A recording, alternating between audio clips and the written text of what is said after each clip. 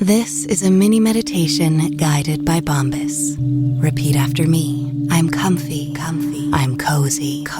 I have 0 blisters on my toes.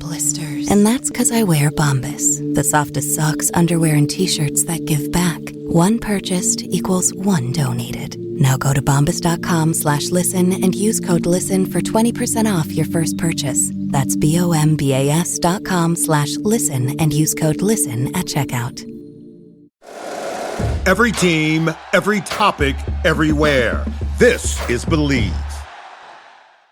Welcome to Orioles on the Verge. This is Zach Spedden, joined as always by Bob Phelan and Nick Stevens. And on tonight's episode, we're going to discuss the Orioles adjusting the left field wall for the second time in 3 years as they bring it in a little bit, though not as far in as it used to be. But we're going to give you an extensive breakdown of the Arizona Fall League as well, including which Orioles prospects stood out during their time in Arizona. But first, Orioles on the Verge is brought to you by BetOnline. BetOnline is the world's most trusted betting platform and your number one source for online betting. From the earliest odds to in-game live betting, BetOnline provides you with all the action and the ability to watch the games as they happen.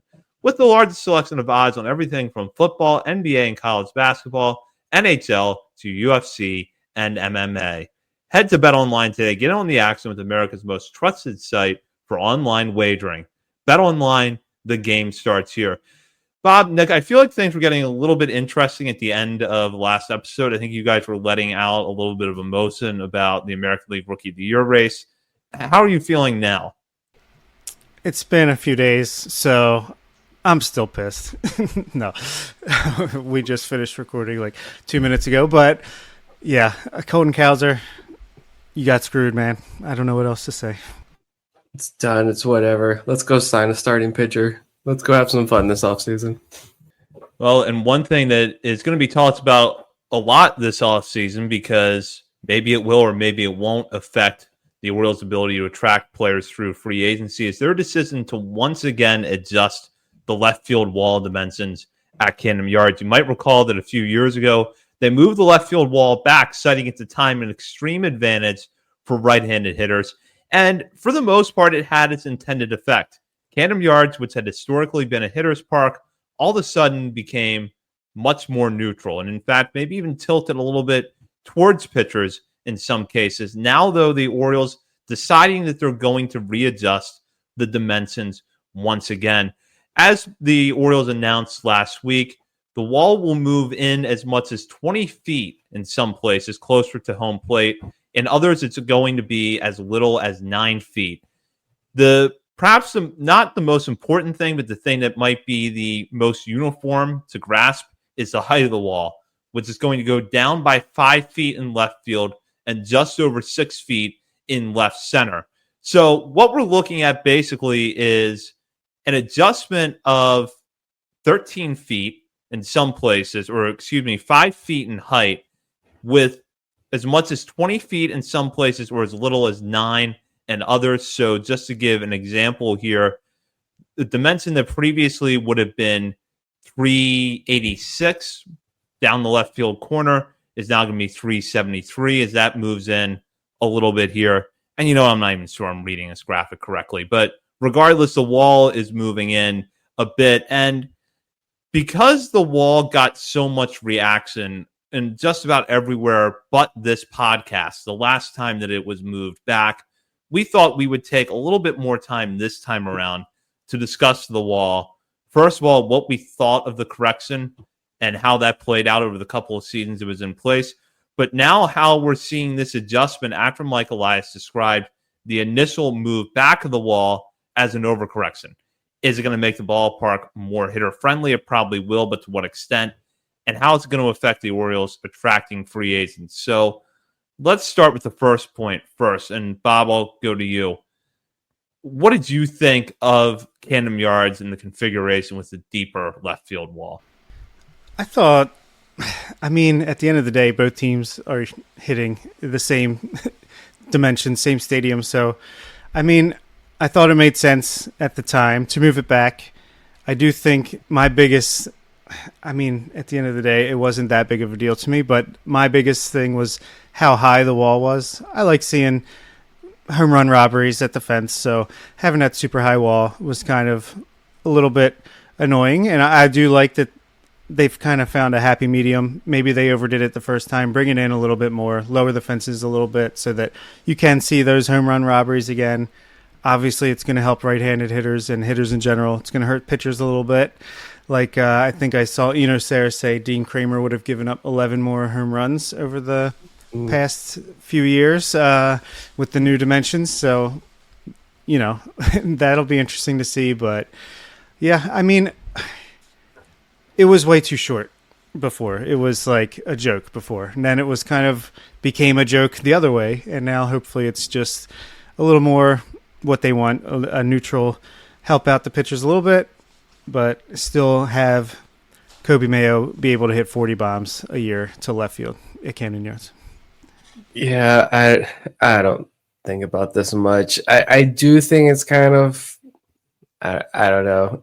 I do think moving it around so much is a little okay. Do we really need to be doing this? I don't want this like set a precedent for like other teams doing the same thing. And not saying what the Orioles are doing is right or wrong either, but I don't know. Just I thought it was unique. It hurt. Yeah, sure. It might have literally killed Ryan Mountcastle's spirit to play the game of baseball. But you know what? Sometimes you got to make sacrifices. No, but like it's. I don't think it. I want to see the home run numbers. I think I've seen articles and all the discussion about oh, Ryan Mountcastle, of course, lost 11 home runs. Adley lost a couple of home runs. You see the numbers of guys who lost home runs, but like, what would it be with these new dimensions? I don't know if we've seen that or if people have talked about that other than like Eno's tweet that Bob referenced about Dean Kramer specifically. I would like to see more about like with the new dimensions, specifically how much does it help Ryan Mountcastle? Like, are we still trying to trade him? Should he be super happy? Like, or what? I don't know. It's fine. Like if you want to move it in a little bit. It was extreme. I will give them that. And my only thing when I first saw that, because I was going to bring this up last week when we were talking about free agency and the offseason. We know the Orioles want a right-handed hitting outfielder, right? It doesn't appear as if, at least I don't feel as confident anymore, that Santander is going to be back in an Orioles uniform. So that seems like a good spot when you got guys like Teoscar Hernandez and Tyler O'Neill and some other right-handed hitting guys who could play right field for this team when they're available.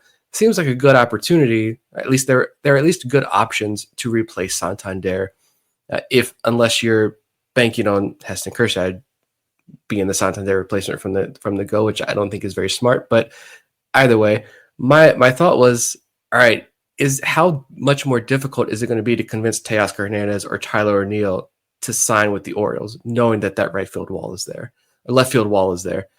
So hopefully, maybe, it might hurt some pitchers like Kramer. It may hurt Grayson Rodriguez a little bit. Like it may hurt those right-handed pitchers, but maybe some of these right-handed hitters that the Orioles are targeting, maybe they see that news and they're like, okay, I was skeptical. I was about signing with you, but I'll talk with you now. If that's something that helps, sure, go for it.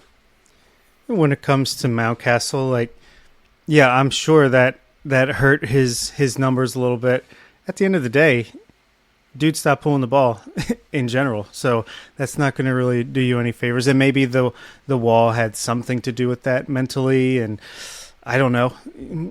No one knows other than the hitting coaches that are gone and him now. So, yeah, I don't know. It's ultimately you're still going to have to go out there and play it in the same park. I'm more curious what they're going to do with the gap between they said they're not filling it out with seats, so the gap, at least this season, the gap between the new wall and the newer wall, that'll be interesting.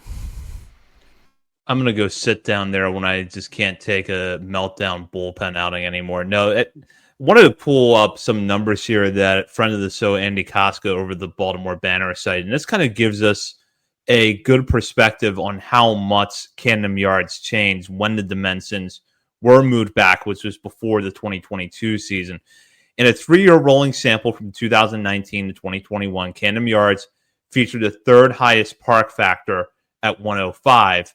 Over the next 3 years after the wall moved back, the rolling park factor dropped to 99. Now the league average is at 100. The home run factor, though, dropped much more, down to 93. And for right-handed hitters, this is really what's key. The home run park factor for righties from 2022 to 2024 was 79, fourth lowest among major league parks. Before that, though, it had been the highest home run metric for right-handed hitters at 125 from 2019 to 2021. I know you could look at that and say the Orioles had some really bad pitchers over those 3 seasons, but that alone doesn't explain the drastic change in those metrics. So I would really like to know 2 things from the Orioles side, and I doubt that we'll ever really get this answer from them. And that is, 1, what is the ideal park factor? What numbers are they looking at? Even if they're even looking at park factors, what's the ideal range for them? And 2, why now? Do you feel like 3 years is was 3 years always the point where you thought, okay, that's when we're going to have the large enough sample size and we'll know whether or not we need to move the wall in or maybe even move it back again? Because Mike Elias has said for the last few years, the dimensions are still subject to change or something to that effect. So there were signs that this could happen. But why now? It was 3 years of sample size they were looking for. Did they feel like maybe that took some of the intimidation factor for pitchers coming to Baltimore, but maybe went too far in the opposite direction for hitters? Or are they looking at the way the organization is lining up right now, realizing they've gone so heavy on left-handed hitters that they want to make sure that anyone they bring through the system that's a right-handed hitter is still going to have a shot to get home runs out? And no, because I know the knee-jerk side of me thought about this, I'm pretty sure it has nothing to do with that long fly ball that Jordan Westberg hit in the bottom of the 8th of game 1 of the divisions or the wild card round. That didn't have anything to do with it. But if the thought crossed your mind for a momentary second, I don't blame you because it crossed my mind. Yeah, my bet is they can't do anything with the right field wall, pretty much. And I'm guessing they just want it to be as neutral of a park as possible. And that, I don't know, that seems like a solid baseline for an analytically charged group to figure out what to do from there. So that'd be my best guess. But yeah, it's a great question. Why the tinkering? Why the messing around so much so frequently? But I'd love to know the answer. But other than speculating, not much we can say. It's because they love this offense and it wasn't performing. And so they're saying, look, we're not changing anything. We've got Kobe Mayo and these guys coming up, and we're going to keep mashing. You know, if Dean Kramer gives up 11 more home runs, so be it, because we're going to hit 15 more home runs. This lineup, we need it to get back to earlier year levels and perform. I don't know. I don't know. I do like that point, though. I could see where it is a very let's say for the sake of conversation, this was all very innocent, and that it was extreme. And like Zach said, yeah, there were some really awful pitchers, but at the same time, that does not fully explain the park factor issue there. And so they say, hey, this is fair that we should make it a little bit more neutral. And they thought they had the dimensions right, but I don't know, climate change, crazy things, whatever, ball changes, all that plays a part into it. And then they realized, yeah, that they did overcorrect. And now you're again attempting to make it a little bit more neutral. I like that point. You know, let's go with that and say there was no, ill intent. There's no funny business. It's just trying to get to a more neutral position, which I think is fair. But I don't know. The whole AL East this year is going to be mind blowing. We don't need to go deeper because we could do an entire 3 hours on this. But like, does it change your offseason plans now? Do you still want to heavily target these lefties? Like I said last week, I want all the lefties. Give me 2 lefty aces. Like, who do you target as far as the hitters are concerned? The right-handed bat, whatever. Is it easier now? Like the Rays. I mean, you got to think about the Rays playing at the Yankees minor league stadium, which apparently has the exact same dimensions as Yankee Stadium. And so now you got to think about that. Like it's AL East teams in general are going to have a we'll say fun 2025 season with trying to figure out all these new ballparks that they're going to be playing in. All I know is that without the wall, I don't think Michael Kay is going to have anything to complain about when he comes to Camden Yards next year. And frankly, most national broadcasters won't. So let's see what they come up with. But I don't listen to those feeds very often. We don't get to hear John Smoltz talk for 3 hours about the wall when the Orioles get on Fox next year. Like, It will be nice to not have to hear about the wall. Well, at least they probably will about how they still, change but it. Yeah. But gosh, it was annoying how literally anytime we were on a national broadcast, that's all they talked about. With that, now we'll go and talk about the Arizona Fall League, which just wrapped up recently. Surprise Seguros, which is where the Orioles prospects played, or the team the Orioles prospects played for this year, had a very successful run with Roberto Mercado, who managed Bowie last year as their manager, going 18-10 and making it to the AFL finals, although they lost that game. Still a very successful season for them as a team. Now, the important part, though, which is how the Orioles players performed while they were there. And we'll throw out the usual caveat, which is that Arizona Fall League stats don't really mean a whole lot for a variety of reasons. Small sample size. They play in a climate that is heavily skewed towards hitters. On and on it goes. But because of StatCast and because of a few other things, we can take a little bit deeper look into how some of those players performed and know a little bit more about what went on there. So, for instance, Creed Willems performed extremely well in the Arizona Fall League this year by the statistical measures that you would usually look at, but the batted ball data for him was excellent. Douglas Hodo, an outfielder, was ranked by a lot of measures as one of the best base runners in the Arizona Fall League. And then that's before you even get into some of the counting stats or some of the individual outings that Orioles pitching prospects had during their time there. And Jake Cunningham, who I'm sure we'll talk about a little bit tonight, got off to a good start, but unfortunately did not appear in many games in the Fall League. So we'll dive into those players tonight, but I want to start with Willems because he put together a really nice 2024 season. You thought that, after over 100 games in the minors, his season might be finished, but ultimately he goes out to Arizona, picks up where he left off offensively, and the numbers themselves are good, but the StatCast data with his batted ball or his exit velocities and some of the batted ball data was excellent. So, Nick, I know you spent a lot of time diving into that. Can you give us a little bit more background on Willems? Yeah, I think for me, with his AFL performance, I think he's becoming a bigger and bigger prospect in this system. And forget about like where does he play? How does he fit in with Adley or Basayo in the organization? I don't care about that right now because he's 21 years old. He's a catching prospect that just got to Double-A at the end of last year, and he had a really solid AFL tour. So the diehards know who he is, but I think on a national level, Creed Willems is going to start getting a lot more attention this year because the counting stats were cool. 80 at-bats, 338 average, a near 900 OPS, the high exit velos. That was all great. But for me, what stood out was what I pointed out, and we talked about numerous times throughout the year, the strikeout rate.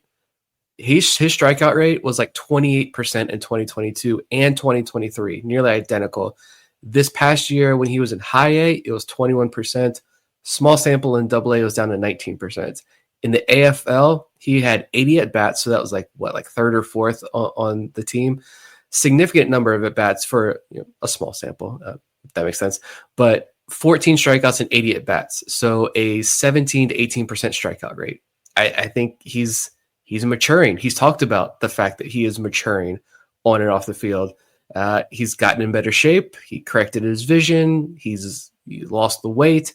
He's apparently working out with the Holiday family. I don't know. I think we're seeing a version, the version of Creed Willems that the Orioles were hoping to see when they gave him $1 million out of the high school ranks in the draft. And look, he played a grueling position behind the plate across a full season, 2 different levels. Then he goes out west and plays for another 6 weeks and has a super strong AFL experience. So I think he's entering 2025 in a really, I think, fantastic spot going into next year. Yeah, a lot to be happy about with Creed in the AFL. Yeah, it's a hitting environment, and the pitching's not great, but even that, he was above average. And again, he was probably on the younger side of the guys there. I saw that, speaking of MLB Pipeline, the last episode we talked about them. I guess that's our new go-to.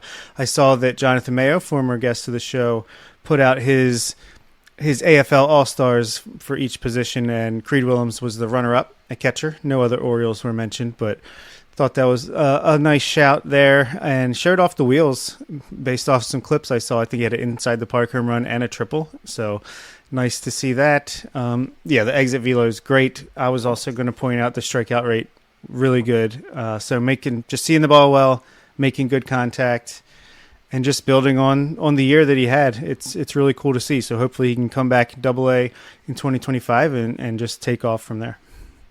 You know, we saw Willems. One thing we had pointed out with Willems when he got promoted to Double-A last season was that he has had the pattern with him before has been that he'll get to a new level and he'll struggle, but then all of a sudden he'll master it. And when he masters it, he really masters it. What we saw, though, when Willems went to Bowie was that while his production dipped from what it had been at Aberdeen, it didn't go completely off the table. He held his own there. And after this successful run in the Arizona Fall League, how much confidence do you think that gives him going back to Bowie next year, knowing that he has that and what was a pretty solid run at Double-A over the final month and a half or so of last season on his resume now? I think that's huge. Like I feel like he's already a pretty confident player. And so I feel like this experience was really good because, like Bob said, I imagine he was on the much younger side. I'm sure you can pull up Baseball Reference and the age is probably there. If they have AFL stats, they'll show you the ages as well. But I'm scared to do it right now because it'll crash my computer while I'm trying to stream and go on that website. But yeah, and I imagine the AFL All-Star at catcher was probably is it Tyron Lorenzo, probably from the Dodgers or Tigers organization. One of them, I don't know. I can't remember, but yeah. Yeah, his brother, he got a lot of hype in the AFL. His brother is, of course, in the Orioles system, Joshua Lorenzo, so not mad at that. But, yeah, I think Creed, going into 2025, like I said, he's going to start getting a lot more national attention. And he just had that really good year in front of scouts from every other organization. So I know I just said forget about what his role is in the org, forget about where he plays. If a trade is on the table, a lot of teams saw him do some damage out there in Arizona, and I think it sets not only Creed Willems, which is most important, up for 2025 and his future, but I think it also set the Orioles up pretty nicely. Yeah, I just pulled up some of the AIDS data for the Arizona Fall League. Willems is 21. He turned 21 back in June. Meanwhile, the average age of a pitcher in the Arizona Fall League per Baseball Reference, 23 years and 3 months. And then the average age for a hitter is 22 years and 2 months. So Willems coming in below average for hitters by a little less than a year, and then by about 2 years compared to pitchers, which is really the number you would want to look at. And speaking of pitchers, I do want to get into the Orioles group of pitchers that was out there in a minute. But before we move on, two different stories here with outfielders that were in the Arizona Fall League representing the Orioles. Douglas Hodo pretty much had a full run in Arizona and showed a little bit of what made him intriguing in 2024. Runs very well, good plate approach. I think that there are still concerns about the strikeouts, but overall, I think he's continuing to make strides in the right direction. Jake Cunningham came out of the gate really hot and then was not heard from again after 6 games. And in fact, we've been trying to figure out what happened with Cunningham.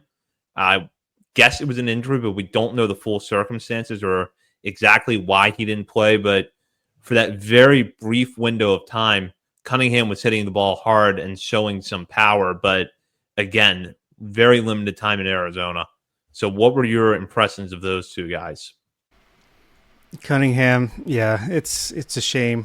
One of the things when he was drafted was, can he stay healthy? We saw him go through some injury issues during the season. Obviously, seems like that happened again.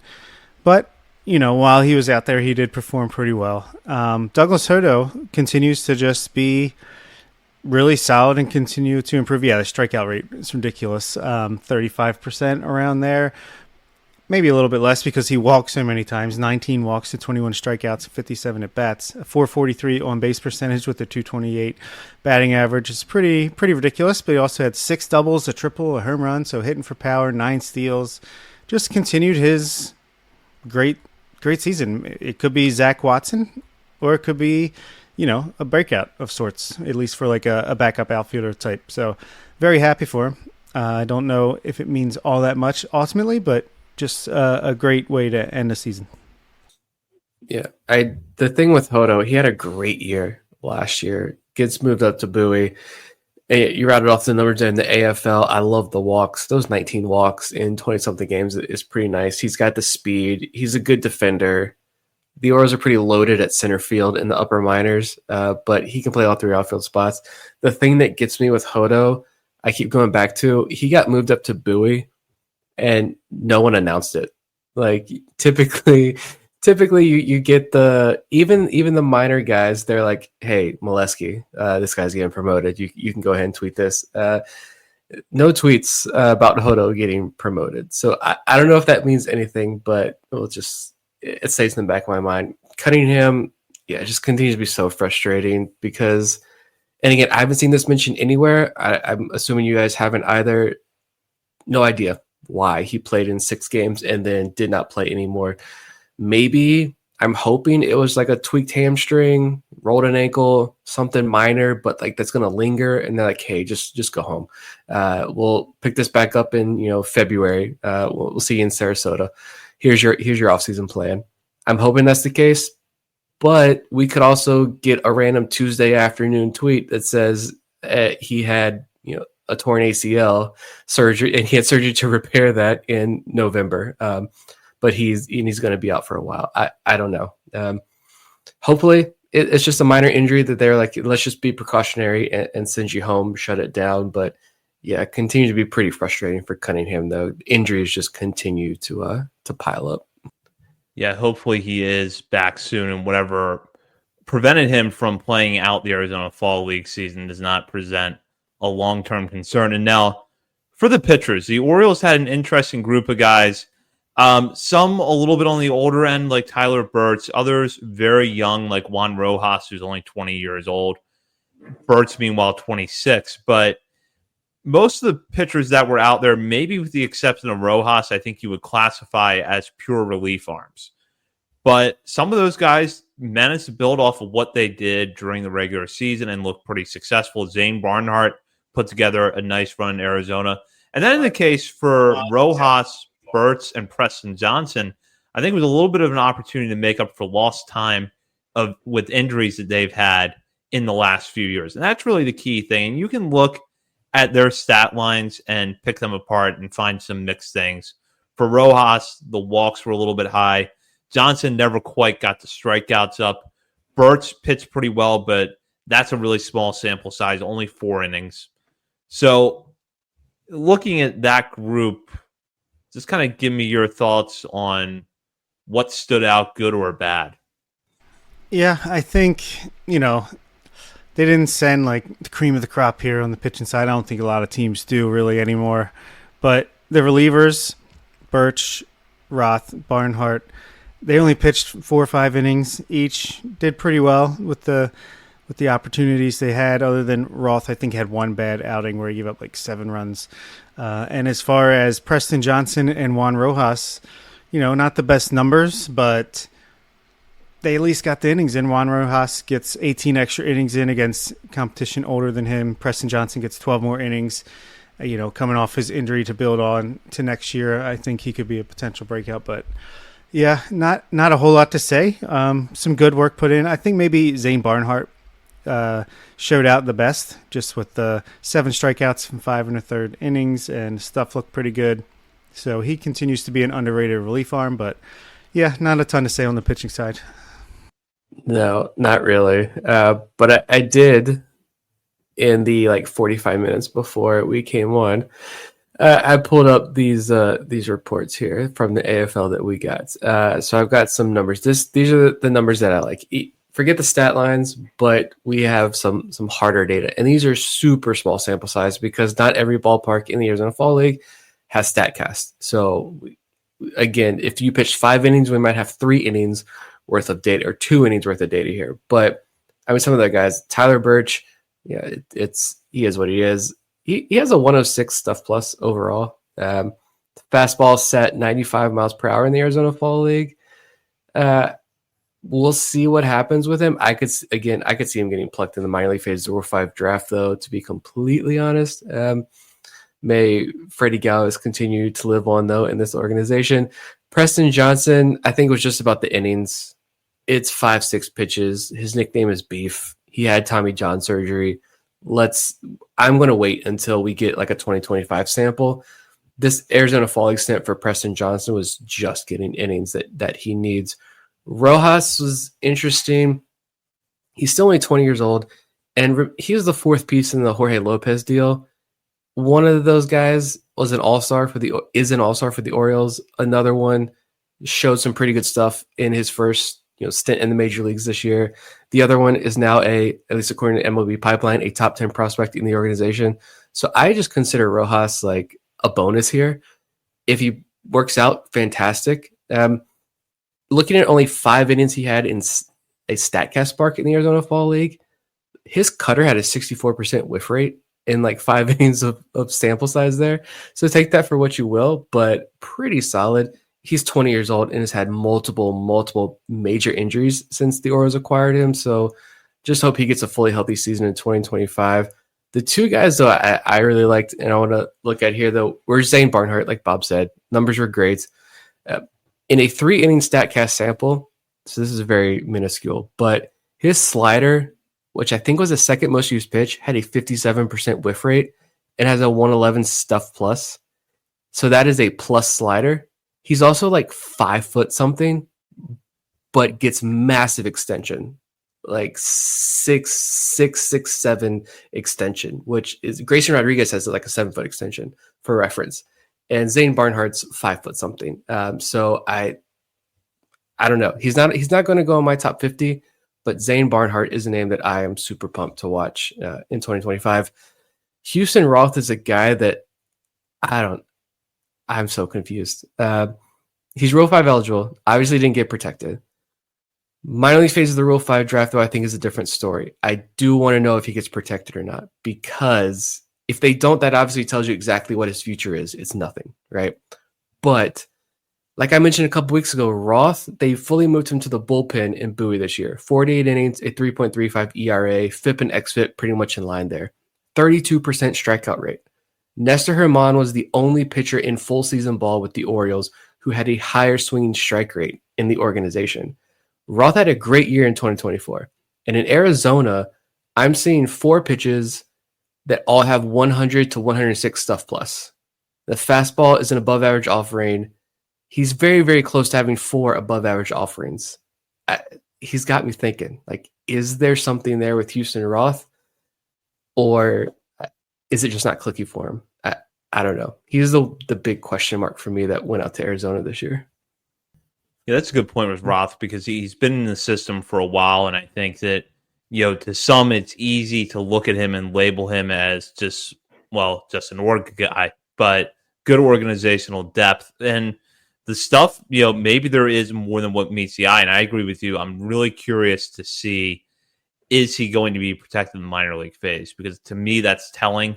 If the Orioles do protect him, it means that they didn't believe that, they were willing to take the risk that he might be chosen in the major league phase, but that they're prepared to bring him back in the minors next year, have a role for him, stretch him out more, and see what he can provide.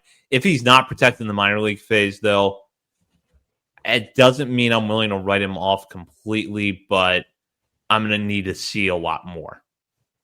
Now, I'm going to put this question out there because I think this is a good place to wrap up. And Nick touched on it by mentioning his personal top 50. We're going to get to work on updating our list soon and pushing out the off-season update, which if you're a patron, you will actually hear in the form of daily episodes, countdown style, starting probably in the next month, month-ish, month and a half, somewhere in there. If you're not a patron, you'll have to wait until spring training starts to get that list. Are there any? Willems is a slam dunk top 50 guy. And I don't remember exactly where Hodo was in our personal list. Juan Rojas has typically been towards the back end.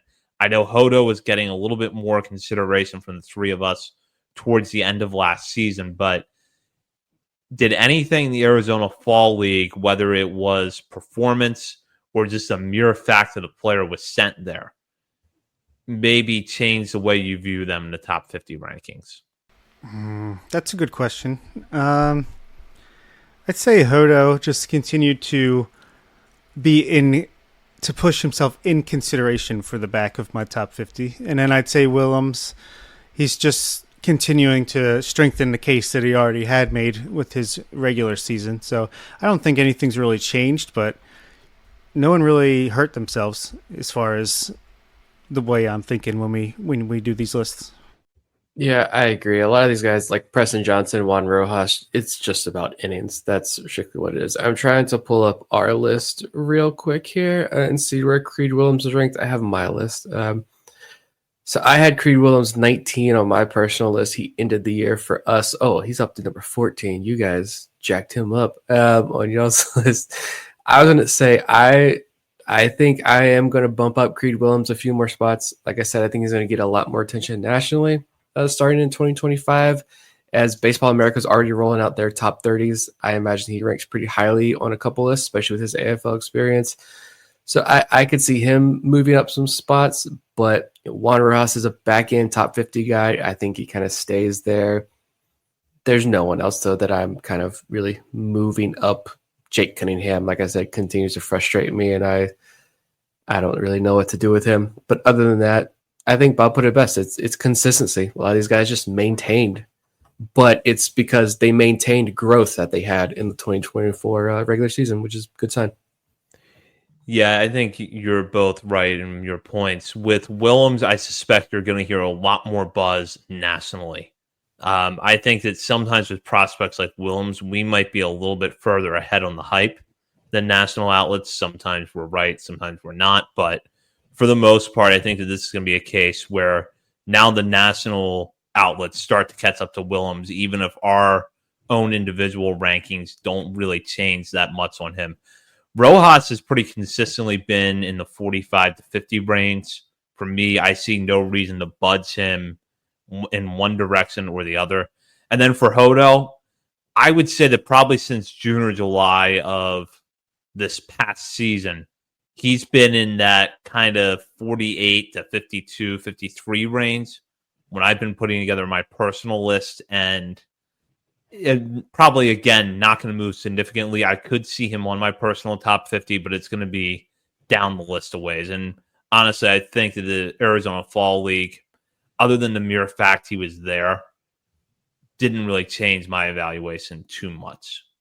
It's just good to get data. Some hard data on these guys. That's the biggest thing for me. I don't think it's really designed to make sweeping changes or judgments about guys. It's just, confirming some things we didn't know when we finally get data on a 20-year-old low A guy. And that was a good experience. No one got, never mind. I was going to say no one got hurt. Jake Cunningham. He might have, but no, hopefully serious injuries, at least on the pitcher front. And some guys who are super interesting, and hopefully 2025s are healthy seasons for them. And we can have better, more full discussions about these guys, hopefully rising up our ranks next year. Absolutely. And with that, we will be back next week. We will have a new show for you before the Thanksgiving holiday. You're not going to want to miss that. In the meantime, you can check us out on our many social media channels, including Facebook, Instagram, Threads, X, TikTok, and YouTube. And Bob, I understand you're on Blue Sky now, right? Me and the podcast. I'm operating both, but we are on Blue Sky. It's a thing, so trying to make our presence known wherever we can. You can catch it also on YouTube and at Substack, OriolesOnTheVerge.substack.com. We've been pumping out new articles this offseason. You're going to want to make sure you're subscribed to that. And while you're browsing around the internet, be sure to head over to our Patreon community. You can sign up for as little as $3 a month as a paying member. and then at higher levels have access to bonus daily coverage. And as a reminder of two things, one, we are going to have our top 50 prospect updates rolling out soon. And the other is that you can sign up the Orioles fan in your life, whether it's a friend, family member, or both, for a Patreon membership as a gift subscription this year. We've posted that on our Patreon feed, so if you're a current member, you should see that. Consider giving that as a gift to a friend or family member. For Bob Phelan and Nick Stevens, this is Zach Spedden. You've been listening to Orioles on the Verge, presented by BetOnline and part of the Believe Podcast Network. Bingo. All right, Phil, we're recording now, so it's live. Go ahead. Pick on me the way that you want to. Did I say that? I wouldn't say that to my son. Man, I mean, come on, man. Just go. This isn't CBS. All right, be quiet for a few seconds. Why would people want to listen to the Sims Complete podcast? Well, a couple things. One, if you like to see sons pick on their father, this might be the place. If you want to see a place where the father just kicks the out of his son, this will be the place. What do you like about it, Matt? Ditto. Father-son dynamic duo talking about the game of football that we love and share and appreciate together. And, you know, hey, it's an extension of what we did, right? Growing up, I was able to watch my father play football, then obviously watch him as a broadcaster. And then he taught me the game of football and share the wisdom that he learned throughout his playing career. And, you know, hey, sometimes we're full of it and sometimes we actually know a thing or two. Well, we do a lot of research. At least I do. You're a little spotty, but you know, you hang in there. Yeah. It's fun. I love doing this and it's been awesome. Sims Complete. Check us out wherever your podcasts are available on the Believe Network. Appreciate it. See ya.